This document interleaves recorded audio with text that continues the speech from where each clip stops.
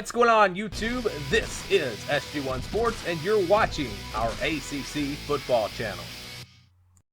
All right, we have shown you the 2020 schedule for the Notre Dame Fighting Irish. Now we are going to give you a projected record based off of that schedule and based off of their percent chance to win each game. I want to be clear that this is not a prediction from SG1 Sports. This is not our official prediction. It's just a projection, again, based on the odds to win each game, based off of recent history, how good the teams were, last year, what they have coming back, and just kind of trying to figure out what Vegas would do with these games roughly.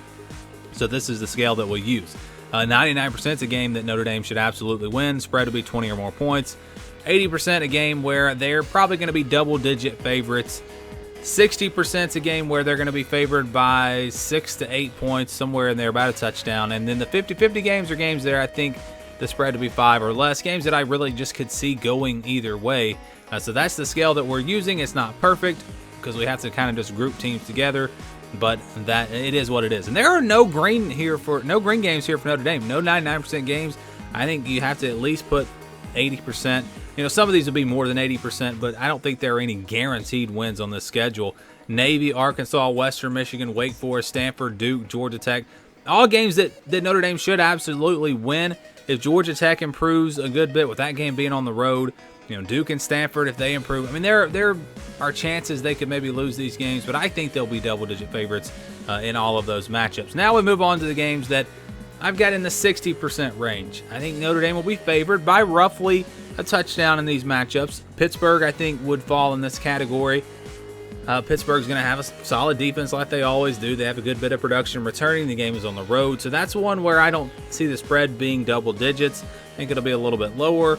Louisville really made some strides last year, showed some signs of being a really good team. The game's at home for Notre Dame, though. I expect them to be about a touchdown favorite in that one. Louisville kind of surprised last year against Notre Dame. Played them a little tougher than I think most people thought, especially in the first half.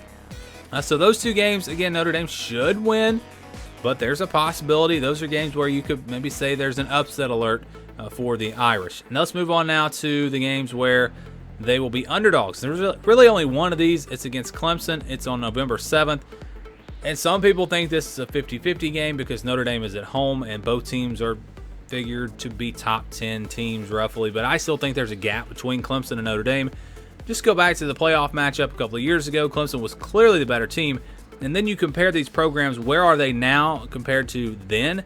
Clemson, if anything, is better. Notre Dame is probably about the same. If anything, maybe a little worse. So because of that, I just can't put this as a 50-50 game. I know home field advantage is a real factor in college football, but I don't think it's enough. So I'm going to say that Clemson will be favored by about a touchdown in this game on the road at Notre Dame. And then that leaves two games remaining on the schedule.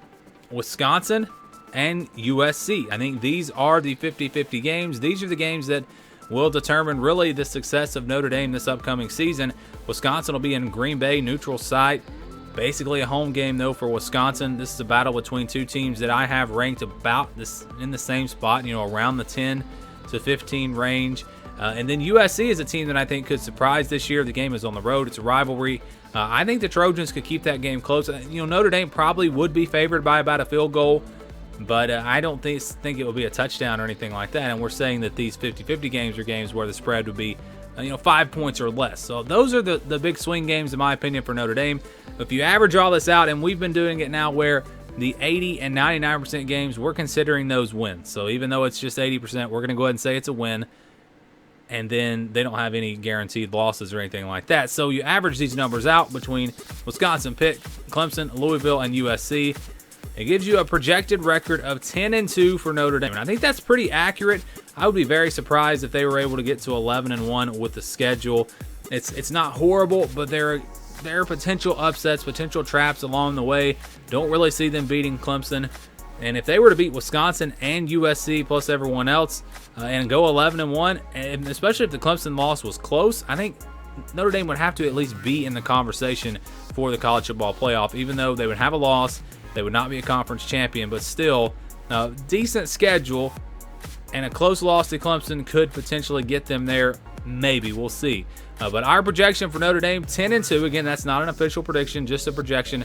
based off of these percentages. You guys can let me know what you think about Notre Dame down in the comments below. Thank you for watching, and stay tuned for more college football coverage across all of our channels here at SG1 Sports.